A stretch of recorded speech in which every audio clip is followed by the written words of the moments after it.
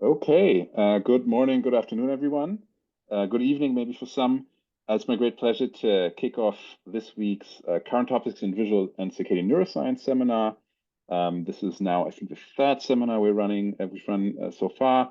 And really what we're trying to do is bring together current cutting-edge science on anything related to vision, but also circadian photoreception, and try to really build the bridge between these two fields. And so it's my great pleasure to introduce today's speaker, Lisa Ostrin from the University of Houston, uh, who will be talking about the wavelength-dependent effects of light on eye growth and myopia. So Lisa, it's a great pleasure to have you here and really looking forward to your talk. So the floor is yours. Great. Well, thank you, Manuel. Thanks for the invitation to speak in this series, and thanks everyone for joining. Um, in this presentation, I'll be going over a really broad range of topics from eye growth and talking about normal eye growth and also myopia or nearsightedness and the prevalence of and etiology of that, and also an evidence for the role of light in eye growth, using light as a treatment for myopia, and then moving on to techniques of how we can better quantify light exposure. And in doing so, what are some of the transient effects of different characteristics of light on the human choroid, which we've measured in the lab? So I'll start with normal eye growth, and that is called emmetropization. When infants are born, there is a broad range of refractive errors from low myopia all the way up through high hyperopia.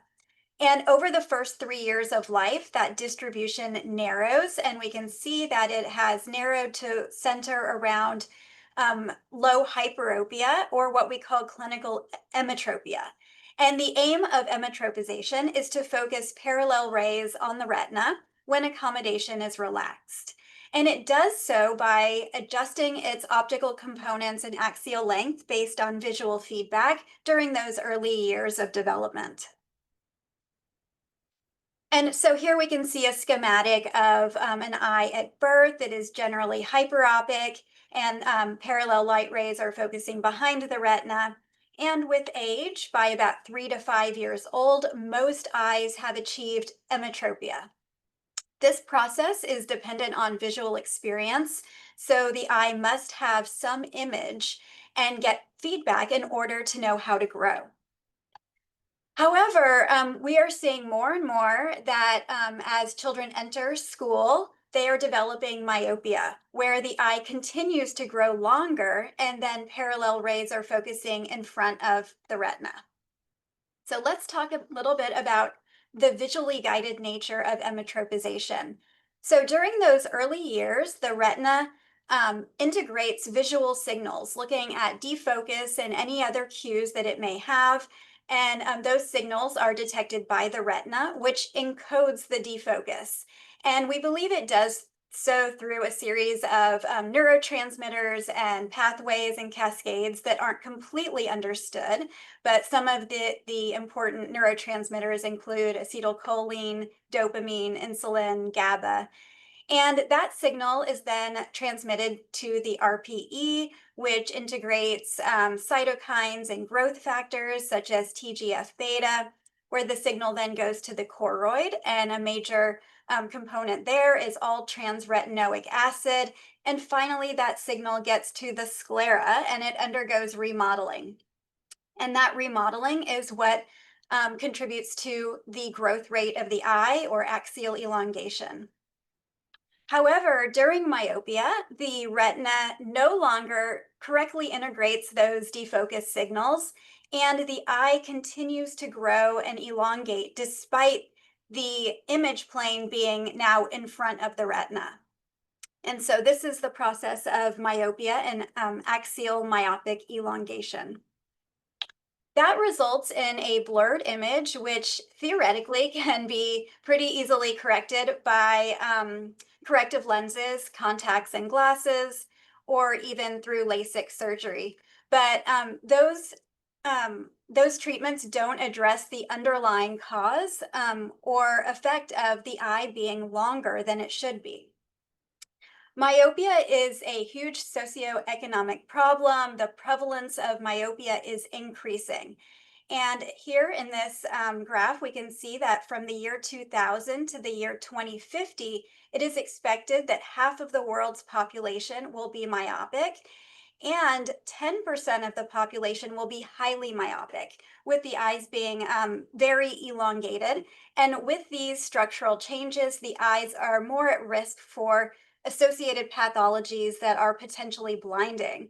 So, with any amount of myopia, but especially high myopia, there's an increased risk of retinal tears, retinal detachment, choroidal neovascularization, scleral posterior staphyloma, myopic macular degeneration, as well as a higher risk of cataracts and glaucoma. And so this does account for a huge socioeconomic burden and a predicted productivity loss of 6 billion by the year 2050. So there's great interest in better understanding the etiology for myopia and developing treatments to prevent these long-term complications. Here are some of the risk factors for myopia. Ethnicity is an important component. Parental history of myopia. Children with two myopic parents are more at risk for myopia. Urbanization, living in urban areas, children have more myopia than in rural populations.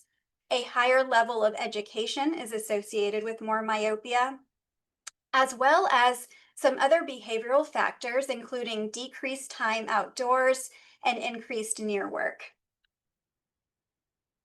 And this is kind of exciting in the field right now because we do have treatments that are effectively slowing the progression of myopia now.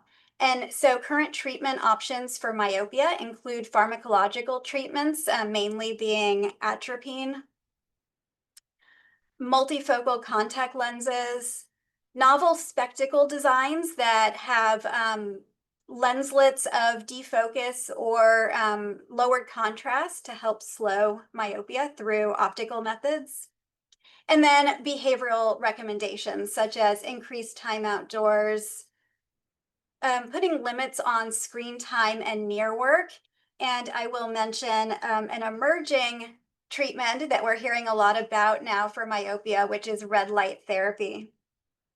And in my lab, we're really interested in understanding these behavioral components of myopia, how they can be used as treatments, and trying to provide some evidence base for the etiology of light and near work in myopia.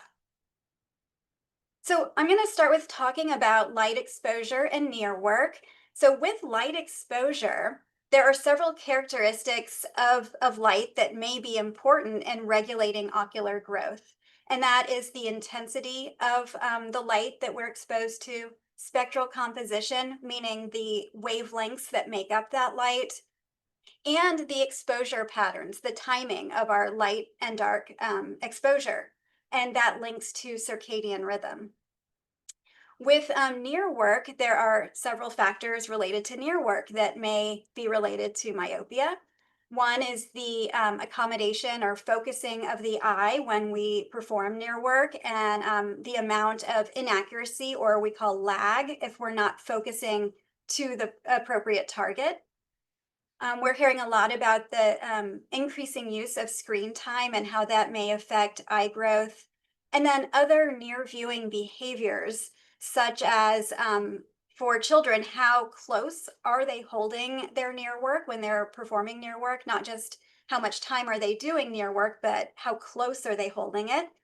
And also, are they taking viewing breaks? So now there's some evidence that taking breaks from near work might reduce the influence of near work on myopia. And on the lower right here, we can see a classic figure that was one of the first to illustrate the relationship between near work and outdoor time and myopia. And we can see that children with a high amount of near work and a low amount of outdoor time have the highest odds ratio of developing myopia. And interestingly, the having high outdoor time was able to mitigate the effects of high near work. So it does seem like outdoor time is an important um, measure for reducing the onset of myopia. And there's a lot of research now trying to understand what it is about outdoor time that's protective and how we can provide more precise recommendations for children and parents on how they should approach this new treatment. So, talking a little bit more about light and what is it about light that's important? When we talk about light intensity, we know that our eyes can adapt to a huge range of light intensities over many factors of intensity, and that goes from scotopic to photopic levels. Also, the spectral composition of light is important. So, normally our lights that we're in daily are broadband. They're made up of all wavelengths of light. But could it be that some aspect of the spectrum, such as short wavelength light or long wavelength light, is more important for protecting from myopia, or even in the ultraviolet or long wavelength infrared range? And then in terms of timing, some of the temporal properties that may be important are seasonal changes. So as we go through a year of time, we have periods of long photo periods and short photo periods. Then on a shorter scale, on a 24-hour scale, we have our diurnal light dark patterns. But even on a much faster scale, there are flicker properties associated with the lights we're exposed to and the electronic devices that we're looking into. And it's possible those could be related and cueing the eye in some way as well.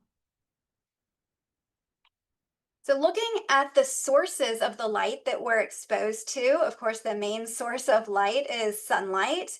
And looking at the spectral distribution of sunlight, we can see that it has high energy across the entire spectrum, the entire visible spectrum, including 400 to 700 nanometer wavelengths.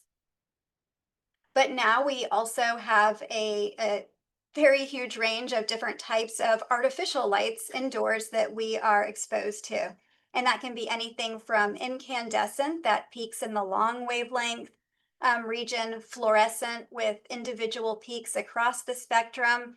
And what we're seeing more and more of is LEDs that tend to have a peak in the short wavelength range and then less energy in the higher wavelengths.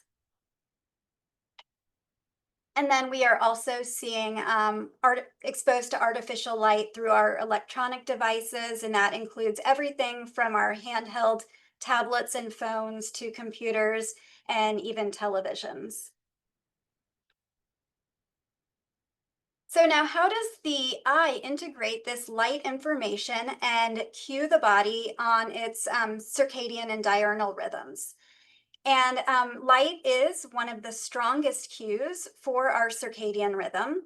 And the basic pathway to get to our suprachiasmatic nucleus is that light is incident on the eye and detected by the intrinsically photosensitive retinal ganglion cells. And that basically cues the body that it's daytime and we should be awake. And to do that, the pathway goes through to the suprachiasmatic nucleus, ultimately through the superior cervical ganglion, and back to the pineal gland, where if there is light, melatonin is suppressed from the pineal gland. And in darkness, when the intrinsically photosensitive retinal ganglion cells are not activated, that releases the inhibition, and the pineal gland will secrete melatonin, which cues the body and prepares the body for nighttime and sleep. So I want to talk a little bit more about the intrinsically sensitive retinal ganglion cells, but first we'll talk about traditional retinal ganglion cells. So our retinal ganglion cells are found in the inner retina, and they receive input from the rods and cones through the bipolar cells and ultimately to the retinal ganglion cells. So we've got light coming in through the pupil, passing through the inner layers of the retina to get to the photoreceptors. Then that signal, the visual cascade, passes back to the retinal ganglion cells and ultimately to the lateral geniculate nucleus and onto the visual cortex where we are then perceive images. On the other hand, we have a very small proportion of retinal ganglion cells that are intrinsically photosensitive. And in this case, the light is entering through the pupil and directly activates these cells without going through the rods and cones. So this is considered the intrinsic melanopsin pathway, whereby the light directly activates melanopsin in the IPRGCs. And these cells, rather than projecting to the lateral geniculate nucleus, project to other areas of the brain, including the suprachiasmatic nucleus, to regulate sleep-wake patterns, as well as the superior colliculus for eye movements and olivary pretectal nucleus for pupil size control. And it has been shown that these IPRGCs synapse and communicate with dopaminergic amacrine cells in the retina. So as I mentioned, this is a very small proportion of cells. Only about 1 to 3% of retinal ganglion cells are intrinsically photosensitive and contain that photopigment melanopsin. And the IPRGCs are most sensitive to blue light in the short wavelength range. So we can see the dashed line here shows the spectral sensitivity of the IPRGCs compared to rods in black and short, medium, and long wavelength cones in blue, green, and red. So now that we know how light is detected and that it may play a role in eye growth, I want to move on to some animal experiments which have provided really strong evidence that the eye and eye growth can be guided by light or influenced by light exposure. So animal models are really important for these types of studies because we can very precisely control the environment for these animal models. And some of the most common models of myopia are chicks, guinea pigs, tree shrews, and rhesus and marmoset monkeys. And for all of these models, we can modulate eye growth with form deprivation or using defocus. So with form deprivation, an occluder is placed in front of the eye, which removes clear, sharp form vision. And generally, with that in place, there is increased axial elongation, and ultimately the eye becomes myopic. Similarly, we can put a negative lens in front of the animal eye that moves the image plane behind the retina, forming hyperopic defocus, and the eye will respond quickly with choroidal thinning to help move the retina posterior, and ultimately, again, increased scleral remodeling and axial elongation and myopia. Just for completeness, I'll mention that we can also do the opposite. So putting a plus lens in front of an animal eye moves the image plane in front of the retina, and that will induce choroidal thickening, decreased axial elongation, and ultimately the eye becomes hyperopic. But for the purpose of these studies, we will be focused on form deprivation myopia and negative lens-induced myopia. And actually, all of the experiments I'll be talking about use form deprivation myopia. So first, we'll look at how high intensity light affects experimental or form deprivation myopia in chicks and monkeys. So here on the left, we can see refraction over time. And these are animals that, chicks that either had unrestricted vision, so no manipulation, and you can see that over time, they stay hyperopic. They become a little bit more myopic with this downward trend, but for the most part, they stay emmetropic. But when form deprivation is induced, then there is a very significant negative shift in refraction, and those eyes become very myopic.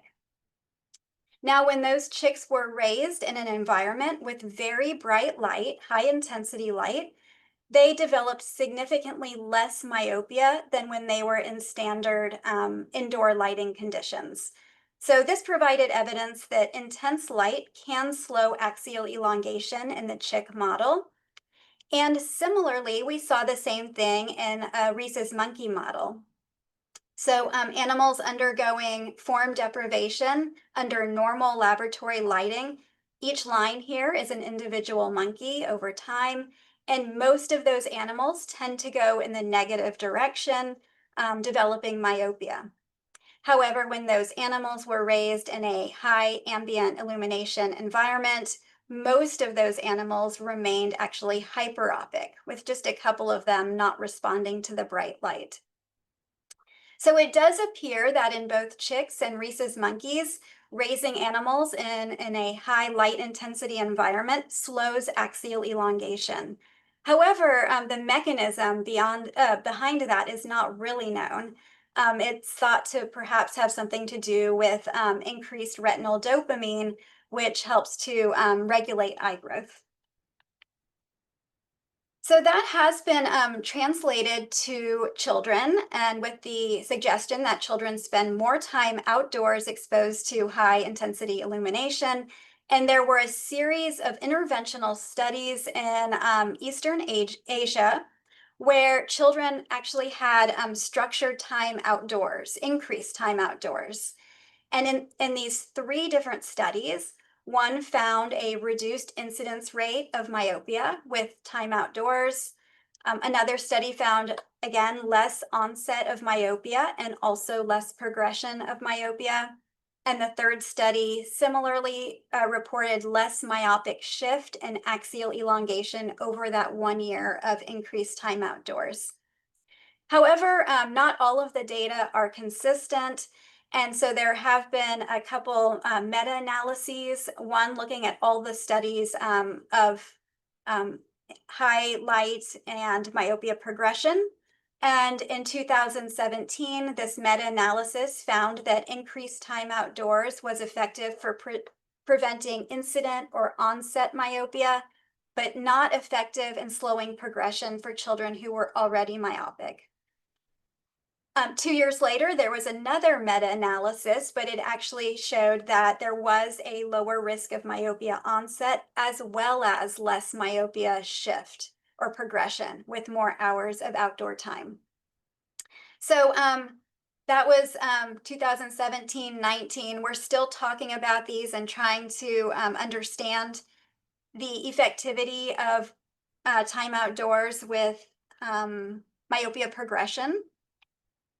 And there are some of the issues that are surrounding the data are that it's very difficult to precisely quantify light exposure in children. So while the studies are showing that time outdoors does reduce incident myopia, that's more consistent across studies, we don't know if it slows progression in children who are already myopic. And in getting closer to answering these questions, more labs are making use of wearable sensors. So most of the traditional studies that are published have been done through parent questionnaires and just asking parents how much time does your child get exposed to sunlight.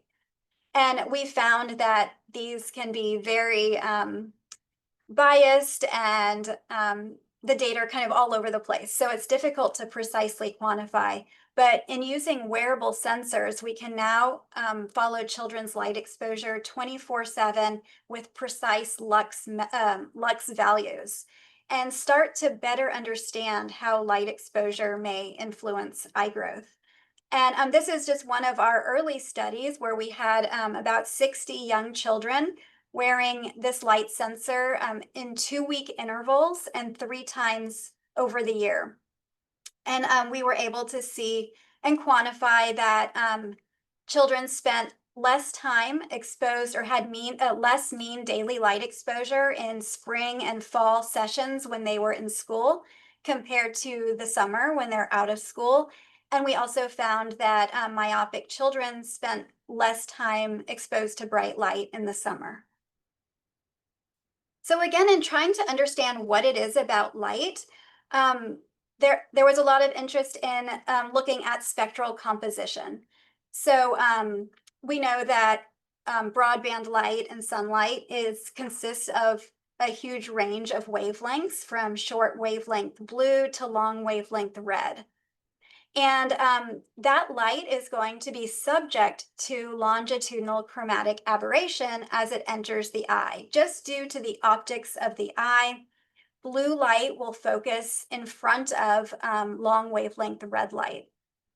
And that led to the question of, can blue light serve the purpose, something like a positive lens, bringing the focal plane in front of the eye and cueing the eye that it doesn't need to grow anymore.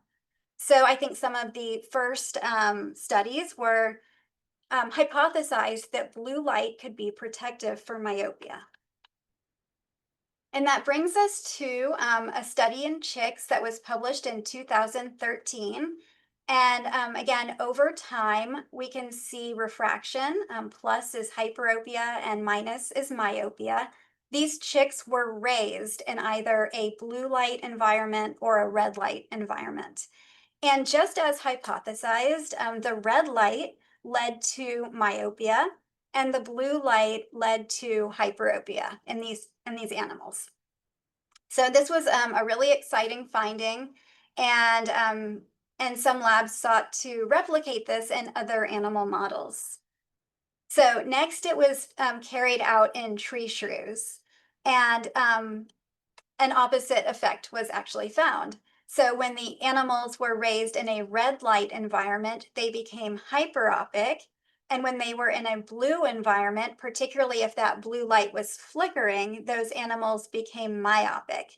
And this dashed line shows control refraction. And then this was replicated in the monkey model, where those animals who were raised in red light developed hyperopia compared to these control animals that you see moving a bit more negative. So in the mammalian model, red light promoted hyperopia and seemed to be protective for myopia. Moving on from this, we've recently seen about, I don't know, probably over 50 now, papers showing the efficacy of red light treatment in children. So let's look a little bit about the results of red light therapy in children for myopia. So what does this look like? Parents will take home a red light tabletop device that emits 650 nanometer light from a laser diode, and the illuminance in the papers is described to be approximately 1600 lux and 0.3 to 0.6 milliwatts per centimeter squared. The children are instructed to undergo this treatment 3 minutes twice a day, separated by 4 hours, and at least 5 to 6 days a week. And universally, all of these papers are showing very impressive efficacy in slowing myopia. So here's just one example that shows over time, over 12 months, control eyes without red light therapy elongated approximately 0.4 millimeters, whereas those undergoing red light therapy initially shortened and then elongated at a much slower rate.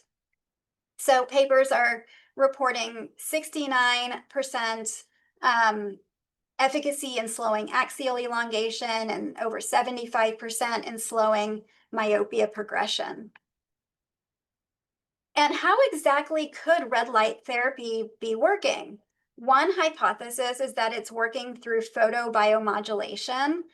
This is a non-invasive red light exposure therapy that is thought to improve cell proliferation and enhance wound healing. So red light therapy is certainly not new. It's been used for a long time in other applications such as dermatology, dentistry, neuroscience. joint pain, and now more recently, we're seeing it for dry eye disease, age-related macular degeneration, and myopia.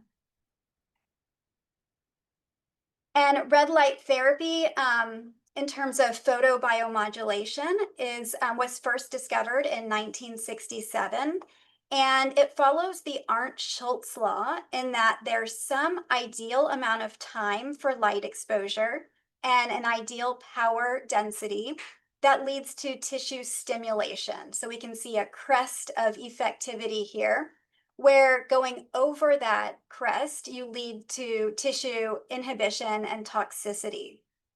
So there has to be this perfect balance of power and duration of exposure. And interestingly, red light therapy and photobiomodulation was first discovered because it was improving hair growth in lab animals.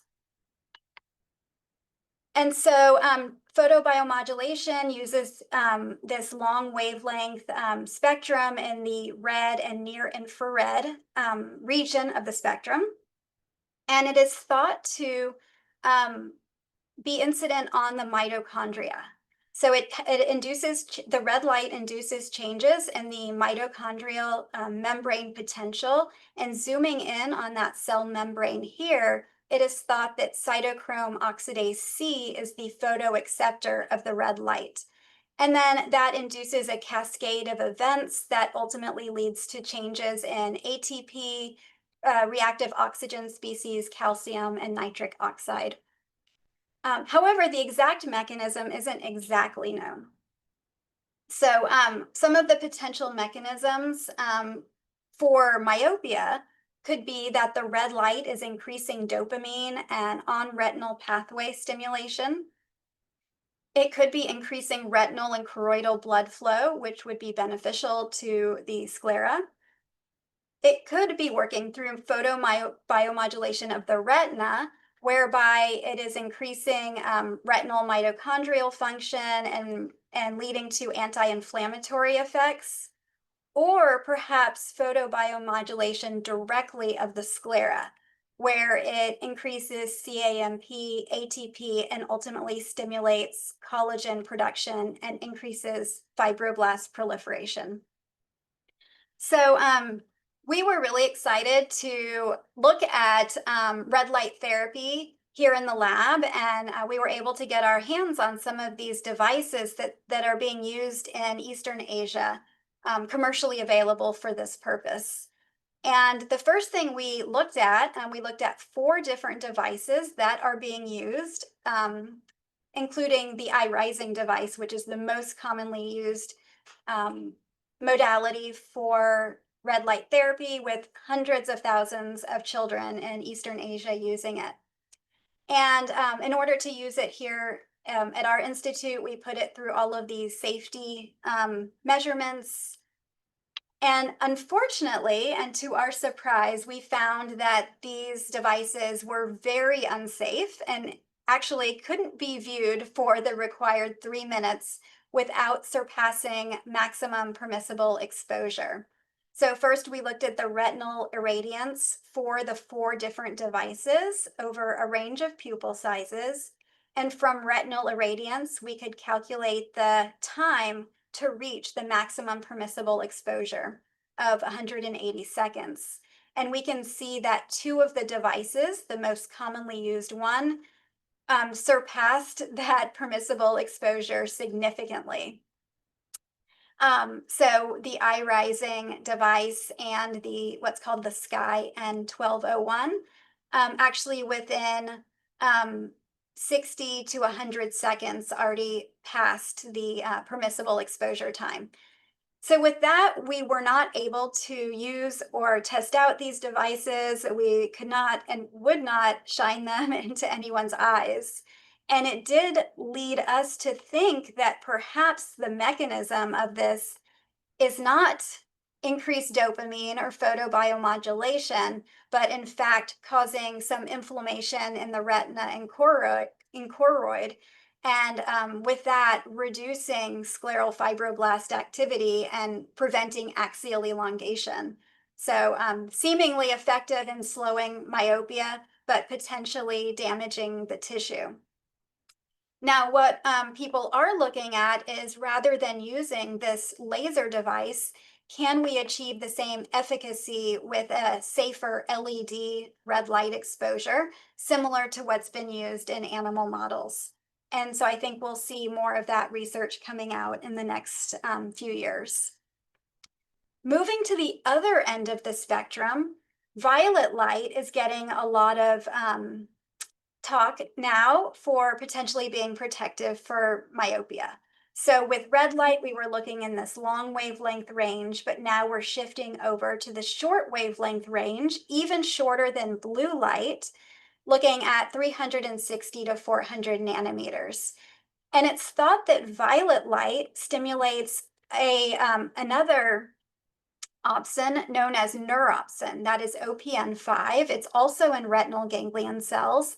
It is sensitive to UV light and is also known to be involved in circadian rhythm entrainment. So with that, a few animal studies have already been carried out, as well as some pilot trials in children. And so first looking at this graph of in the mouse of refraction over time, and it's a little bit busy, but I'll just point out the important point here is that after going through experimental myopia, here's baseline. Most of those animals become myopic, except for the ones exposed to violet light. So in the mice, violet light was protective for experimental myopia. And then there is a researcher who has developed these violet light emitting glasses in Japan, and he is using them in children. And here is some early pilot data showing that when children wore these glasses for 3 hours a day over 24 weeks, that says weeks. I'm wondering if that's meant to be months. Yeah, 2 years. So the refraction for the control group became significantly more myopic, whereas for those wearing the violet emitting glasses, progressed only a small amount. And that was matched by changes in axial length, with the control group elongating more than those wearing the glasses.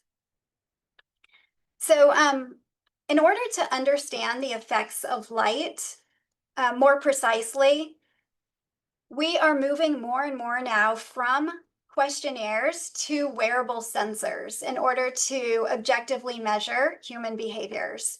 And some of the devices we've been actively using in the lab include the ActiWatch to measure light exposure and activity, as well as the Cloud Clip and the Veet, which are spectacle mounted. They measure light intensity as well as working distance. So now we can bring in that near work component as well.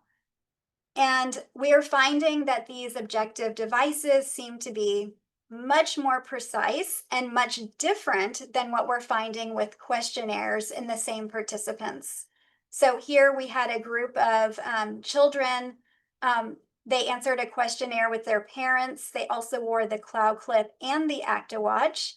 And when we quantified their time outdoors, it was significantly different between the questionnaire and the wearable sensors, different by hours per day, so significantly different. And that brings us back to our other study looking at light exposure over the course of 1 year and being able to quantify that. So we are beginning to carry out more longitudinal studies using these wearable sensors in children, and hopefully getting some more precise answers to some of these behavioral risk factors. And lastly, that brings us to a few experiments we've done in the lab, looking at how different light exposures affect the eye on a short-term basis. So if we expose the eye to different wavelengths of light, different intensities outdoors, we can measure transient changes in the choroid. The choroid is the vascular layer of the eye. We can see it here, just outside of the retina. And it is known to respond dynamically and transiently to different visual stimuli. So I'll just go through these experiments and findings pretty quickly. Our first experiment, we asked adult subjects to sit in a room that was illuminated by broadband light, short wavelength, long wavelength, or darkness for 1 hour, and we measured changes in their choroidal thickness after 1 hour. And here, going negative is choroidal thinning. So we found a bit of choroidal thinning in the broadband light and significant thinning in red light and darkness. And interestingly, no thinning when they were in blue light. So this suggests to us that the eye can somehow differentially respond to short wavelength versus long wavelength light. When we took our participants outdoors for 2 hours, we measured their choroid after 1 hour and 2 hours, and then after coming back indoors at 3 hours and 4 hours. So we had, again, about 20 participants that either stayed inside in the light, stayed inside in darkness, or went outdoors in sunlight. They did all three conditions in a randomized order. And we found that outdoors in high intensity light, we found transient thinning of the choroid compared to darkness and indoor light. And after coming back indoors, the choroid rebounded and came back to baseline, or perhaps even surpassed where the control conditions were. So again, now we've found that different wavelengths and different intensities of light induce differential effects on the choroid. And most recently, we looked at the influence of different light exposure with near work. So we know that, or at least evidence shows that when individuals read and they're focusing and accommodating, the choroid thins. So we wanted to look at the link between reading and doing near work under long wavelength and short wavelength light. So in this study, participants came for 4 different sessions, again in a randomized order and on separate days. They either viewed distance in normal indoor lighting, they read a book at 20 centimeters under normal indoor lighting, or they read for 30 minutes under red light or under blue light. And we measured their choroidal thickness at baseline and 30 minutes of reading, and then after 30 minutes of recovery. And interestingly, so for broadband light, we did find that choroidal thinning, as well as when reading under red light. But for the control condition where individuals just viewed distance, or when they read under blue light, the choroid did not significantly thin. So we are following this up to try and better understand why the choroid did not thin under blue light. If it is believed that reading and a thinning choroid may be a cue for eye growth, it could be that reading under blue light could protect the eye from some of those cues that would tell the eye to grow longer with near work. So from these experiments, just to conclude, light does influence eye growth, and it is dependent on many different factors of light, including intensity, spectrum, and timing of the exposure. But we need to do a lot more research to better understand the precise influence of light. So continued basic research in animal models and looking at mechanisms of how the retina, choroid, and sclera are responding. And then in children, we need to collect comprehensive demographic, genetic, refractive, biometric, and behavioral data in order to understand the complex relationship between behaviors and genetics and heredity and eye growth. And in order to do this, we're going to see more and more using these objective wearable and continuously measuring sensors in longitudinal studies that include a diverse population. So with that, I would like to thank you for your attention, and I'm happy to take any questions.